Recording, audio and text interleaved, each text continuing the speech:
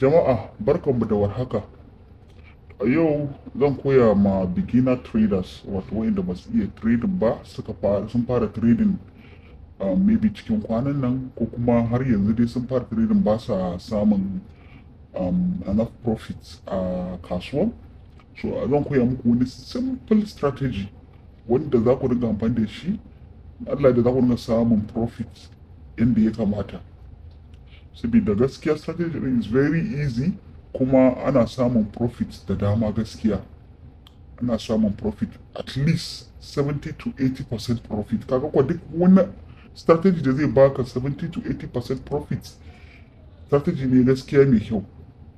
Saboda yawanci zaka ga mutane sun fi son quick money kuma ka zo cikin 'yan kwanaki kaga ka yi blowing account ɗinka. Kaga mu ba masu irin haka.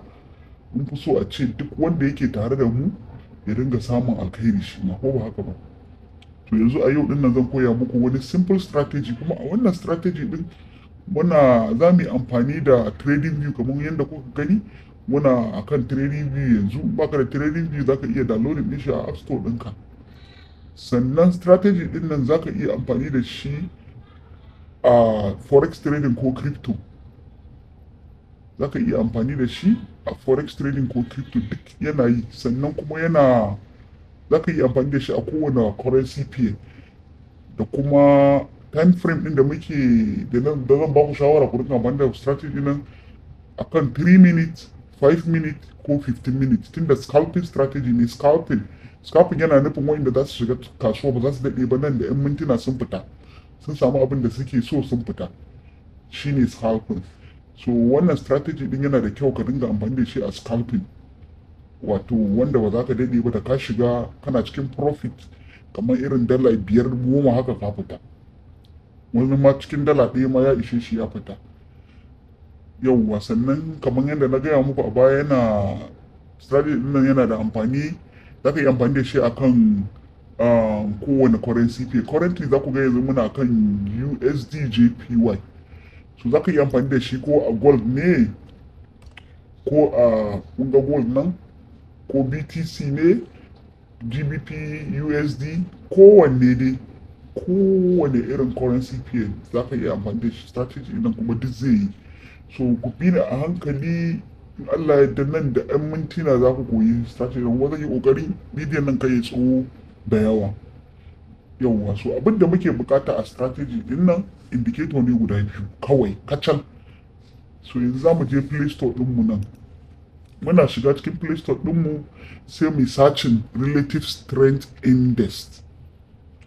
Relative strength index, kun ga wannan? So shi za mu fara adin. Kyauta ne wannan indicator din, saboda in kuka shiga cikin trading view akwai indicator da za ku ga ana biyan kuɗi.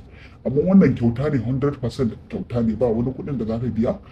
So sai ku danna, kuna dannawa za ku ga ya fito. Kun gan shi ya fito, kun ga ya fito.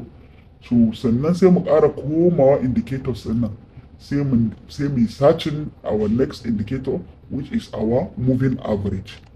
Sai ku yi searching, ku rubuta moving average. So list moving average za su fito. Sai ku ɗauki wannan mai moving average exponential. Kun gan shi nan wannan? So shi za ku ɗauka mai moving average exponential, sai ku danna shi. Kuna danna shi zai shiga cikin chart ɗin. Kun ga inda yake? So yanzu muna buƙatar mu yi setting. Sai ku zo nan gurin ku buɗe shi. Kun san wanda muka aidin EMA which is moving average, sai kuma RSI. Kar ku manta guda biyun nan kaɗai muka yi aidin, ko ba haka ba. So yanzu za mu shiga setting. Settings sai mu shiga cikin nan gurin. Kun ga settings, sai ku danna shi.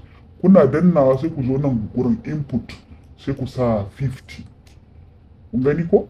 In kuka sa 50 nan gurin style din nan, wato a nan za ka iya canza thickness din line nan, wannan moving average din za ku iya canza thickness din shi don ya fito sosai, ko ku canza kalan. Kun ga currently yana blue, za ku iya canza shi zuwa yellow. Kun gani ya canza. Za ku iya canza shi zuwa green.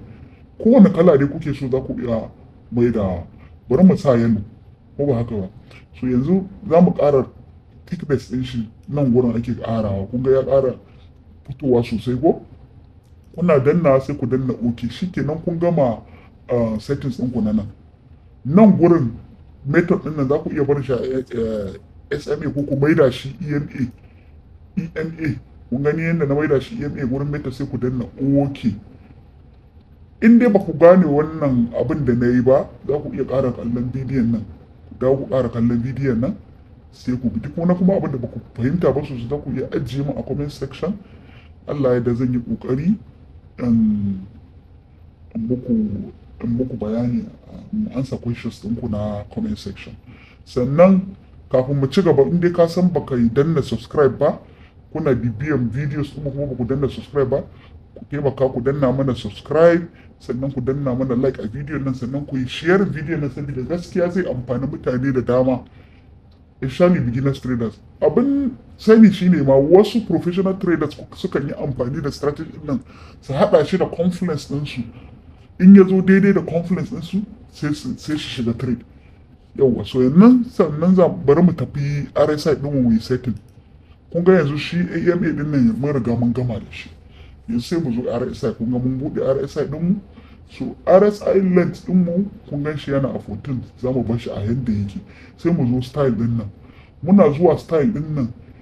Wannan MA base ɗin nan RSI base MA ɗin nan za mu cire shi. Kun ga mun cire shi. Sannan wannan RSI ɗin nan za mu buɗe nan wurin. Kalan nan za mu iya barin shi a wannan kalan za ka iya zaɓen duk wani kalan da kake buƙata. Bari mu zaɓi yellow kamar yadda muka yi a saman can. Sannan thickness ɗin wato boldness ɗin line za mu iya ƙarawa don ya zama very bold and visible. Yawwa so kun ga yanzu mun ƙara shi sai mu zo nan 50 band RSI middle band ɗin nan kun ga shi RSI middle band ɗin nan 50 kun ga shi yana kan 50. Za mu iya buɗe wannan don mu sa layin ya zama na very bold. Kun kula kun ga layin ba a ganin shi yadda ya kamata. So za mu zo nan mu zaɓi kowane kala al misali mu ce fari. Kun gani? So sai mu ƙara thickness ɗin shi opacity ɗin kenan sai mu ja wannan layin zai ƙara thickness ɗin sannan sai mu ƙara boldness ɗin thickness ɗin layin don ya zama na very visible. In ce dai kuna bibiya ta yadda ya kamata kuna ɗan ganewa. In dai na ce in dai ba ku gane wani abu ba ku sake dawowa bidiyo na ku ƙara kalla ko kuma ku ajiye min comment a comment section. Yawwa sannan again in ba ku bibiyi telegram channel ɗinmu muna da telegram channel wanda muke ajiye signal na trading kyauta. Zan ajiye muku link ɗin a description ɗin video ɗin nan sai ku je ku yi following ɗinmu a telegram ɗinmu. Muna da 2 telegram channel. Akwai scammers sosai wanda suka yi creating telegram channel da sunanmu wanda ba mu bane ba. Duk wani telegram channel ɗinmu mukan ajiye shi a channels ɗinmu kaɗai. Kar ku je ku yi satin telegram ku yi joinin wani telegram wanda ba namu bane. Yawwa zan ajiye muku link ɗin a description box ɗin bidiyon nan ko kuma a comment section ɗin video ɗin sai ku yi joinin telegram channel ɗin. Muna da guda biyu na English version da kuma Hausa version. So duk wanda kuke ganin kuke so ku janna za ku iya joinin guda biyun ma saboda mukan ajiye signals a duka guda biyun. So ku join telegram channel ɗinmu. Yau sannan bari mu ci gaba. Kun ga yanzu mun gama setting a nan shikenan mun gama abin da muke so mu yi a nan sai mu danna OK. Kun gani mun gama settings ɗinmu yanzu yaya ake strategy ɗin nan.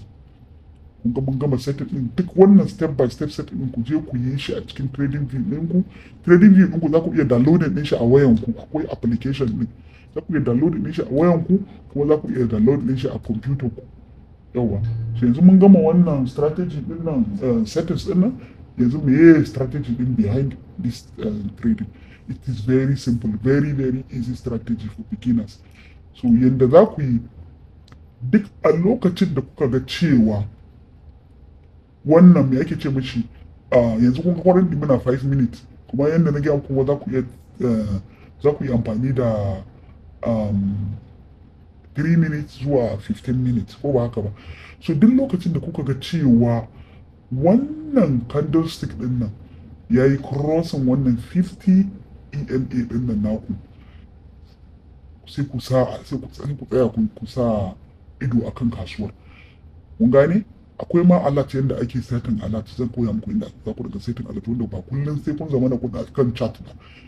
Da zarin abin ya faru zai yi alerting ɗinka a waya kawai sai ka shiga ka duba ka gani.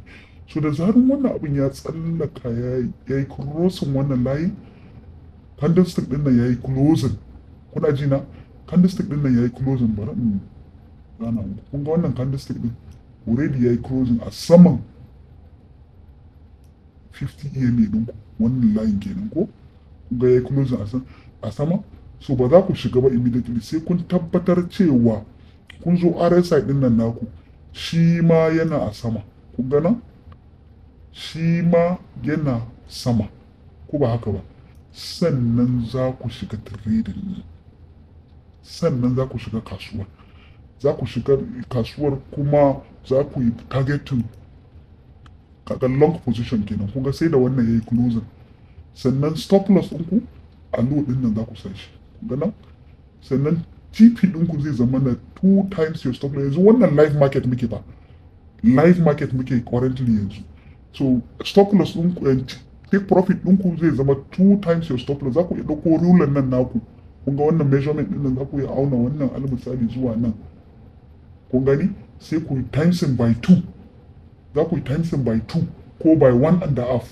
baka so ka daɗe a kasuwar kawai, by 1.5, to duk abin da ya baku to shine zai zama na take profit ɗinku, sai ku auna wannan so biyu kenan, kun gane, shine zai baku TP ɗinku, kun gani. So muna sa ran cewa kasuwan nan zai zo akalla around this side, kun gani, in kuka kalli wannan zai kai at least 2 times wannan abu, wannan live market ne, wannan live market ne, so muna sa ran cewa kasuwan nan akalla zai zo nan gurin, yawa, so da zarin kuma kana ma cikin profit zaka iya ma dawo da stop loss ɗinka ka dawo da shi nan gurin, muna ce mashi break even, zaka dawo da stop loss ɗinka nan gurin, already ka riga ka dan samu profit ɗinka, zaka iya ma dan cire wani profit a cikin, dependent on lifestyle ɗin da kai amfani da shi, zaka iya dan cire wani abu, da ka dan cire wani abu sai ka mai da TP ɗinka break even.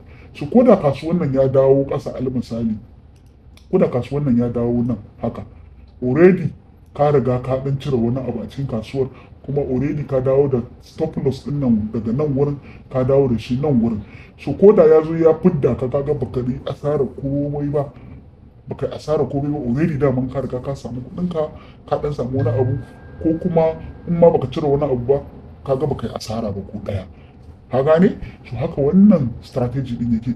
So in a sell market ne, downtrend kenan, sai ka zo nan wurin, alal misali in kuka kula nan wurin, kun ga wannan abin ya zo already ya sauko kasan nan, kuma wannan candlestick din ya zo ya wannan ya yi closing a karkashin wannan 50 EMA din nan naka, ko ba haka ba, kun gani, kun ga wannan candlestick din ya zo ya yi closing, kun gan shi, sannan kuma already ya yi closing a karkashin 50 EMA ɗinka, ko ba haka ba, sannan muka ce wannan sai ya zama da shi ma yana a ƙasa, ko ba haka ba, ƙasan wannan 50 band din nan, wannan farin layin nan naka, dole shi wannan layin yalan layin nan naka yana ƙarƙashin 50 band din nan naka, sai ka shiga sell. Kun ga in kuka yi meeting criteria din nan, sannan za ku shiga, dole sai kun yi meeting criteria din nan, sannan za ku shiga kasuwa. Kun ga mun ce sai wannan ya yi closing, ko ba ka, stop loss ɗinka zai zama na a nan wurin kenan, take profit ɗinka muka ce zama 2 times ko 3 times, ko ba haka ba. In ka duba kasuwan nan tsakani da Allah, baka ga ka samu ka fita ba a cikin profit ba, ka gani, ya ma wuce ma tunanin mu, kun gani, ya wuce 2 times din ma, kun gani. So haka shi fa strategy din nan yake, kuma very easy, very easy. Wannan strategy is very very easy and beginner friendly. Duk wani beginner trader ne wannan dai, in dai baka samun kuɗi a kasuwa, kana ta samun stop loss yana ta fitar da kai, kana ta asaran kuɗinka, Allah da in ka amfani da wannan strategy kai gwada shi, ko da a send account ɗinka ko a demo account ɗinka sati ɗaya ka fara gwada shi ka gani, zaka ga at least sai ka samu 70% profit, sannan sai ka fara amfani da kuɗinka na ainihi ka fara trading da shi. Yanzu bari mu ƙara komawa ku ƙara gani, kun ga nan wurin abin nan ya zo ya yi above, kun gani, ya zo ya tsallaka layin nan 50, ko ba haka ba, kuma kun kula kun ga candlestick din nan ya zo ya rufe, ko ba haka ba, above the 50 EMA. Sannan kuka kula nan wurin shi ma yana a sama, ko ba haka ba, sama 50 line MA band din nan, kun gan shi yana a saman shi. so dokar dama yin kamar yadda na gaya muku, in a buy market ne wannan yana a sama, wannan yana a sama. In a sell market ne wannan yana a ƙasa, ƙasan 50, wannan ma yana a ƙasa. In ce dai kun gane wannan bayani, it's very simple. So kun ga yanzu nan gurin za mu dan shiga buy din mu, ko ba haka ba. In dai kuka bi dokar nan dai, sai dai if you want to be selfish ne kasuwan nan zai rike ka, amma in dai kuka bi dokar nan yanda na gaya muku, in Allah ya da ba za a samu matsala ba. In dai kuka bi dokar nan, kun gani, in dai kuka bi dokar nan, kun ga stop loss din mu, kun gani a low din nan yake, ku dai bi dokar yanda yake. Sai muka ce take profit din mu dole ko 1.5 din tsawon wannan stop loss din kuka gwada shi, ko 1.5 ko 2 times muka ce, ko ba haka ba, ko times 2, sai ku auna wannan tsawon wannan abu, sai ku times din, kawai ku fito da calculator ɗinku ku times din shi by 2, dole sai ya je nan gurin, ko kuma 1.5 if you want to be a conservative trader, ko ba haka ba.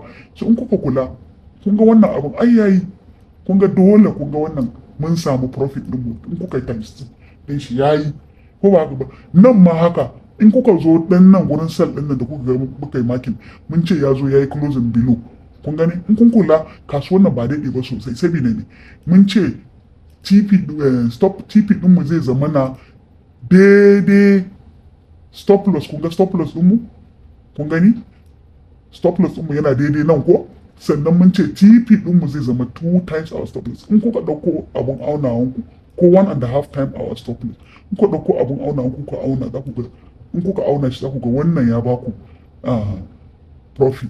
So kun san there is no way da za ku samu strategy ya zama 100%. Kamar yadda na gaya muku farkon bidiyon na gaya muku, at least ne 70 to 80%. Duk strategy da zai baku 70 to 80% win rate, strategy nan yayi.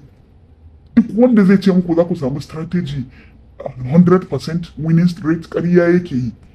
Ku yi kotin ina a ko ina, ƙarya yake yi, babu, duk yaudara ne. Kasuwan nan, harkan kasuwan nan fa sai you have to be smart, you have to be very very smart. So duk strategy din da zai baka 70 to 80% win rate, wallahi strategy din nan yayi, ku rike shi. A ce a cikin kasa almisali dala 100, a cikin dala 100 kowane sati kana samun almisali dala 30, ai kana samun dala 30. A ce a ce almisali kowane wata ma kana samun dala 70 a cikin dala 100 ɗinka. Kun gane? Duk loss ɗin da ka samu, duk faɗuwan da ka samu 30% almisali ko 20%. Kun gane? Kun rasa dala 20 kuka samu dala 70. Ai kaga account ɗinka daga $100 ya dawo $170 ko $180 at the end of the month. Kun ga wannan yayi, ko ba haka ba. So kun ga kamar nan wurin mun samu crossover din nan, kuma gashi candlestick din nan yayi closing, shine nan ma again. Kun gani candlestick din nan yayi closing, sai muka ce mu duba nan mu tabbatar shi ma yana a ƙasa, ko ba haka ba. Kun gani shi ma yana a ƙasa, kun gani shi ma yana ƙasan below 50. Muna ganin cewa criterion nan 1 and 2 sun yi meeting, sai mu shiga short kenan, ko tunda a ƙasa yake, ko ba haka ba. Mun ce kuma sai candlestick ya kulle yayi closing below stop loss din mu, kun ga ba zai yi nisa ba. Nan TP din mu kaga kenan ba zai yi nisa ba, in muka auna kenan just times 2 or times 1.5, kun ga ba zai dan yi nisa ba shi ma, tunda mun ce da stop loss din mu za mu ringa lissafa TP din mu. Wannan doka in dai kuka bi shi yanda na gaya muku, to ba za a samu matsala ba. To kamar yadda na gaya muku, ba na son bidiyon nan yayi tsawo, zan dakata a nan. Na ga bidiyon nan ya dan fara tsawo, mun kusan shiga 20 minutes. Zan dakata a nan. Ku je ku gwada strategy din nan a cikin demo account ɗinku, ku gwada shi a cikin demo account ɗinku, sannan ku gwada shi ko a send account ɗinku. In kuka gwada shi cikin sati ɗaya kuka cewa yayi, sai ku shiga live account ɗinku, dollar account ɗinku kenan, ku trading ku ci gaba da samun kuɗin ku. Yawwa, mu abin da muke bukata kawai addu'a, shikenan. Yawwa, ku shiga comment section din nan, ku yi mana comment, ku yi mana like bidiyon nan, ku share bidiyon nan, sannan ka ku manta ku join telegram channel din mu. Kyauta ne, muna dropping signal da market insight a telegram channel sun mu.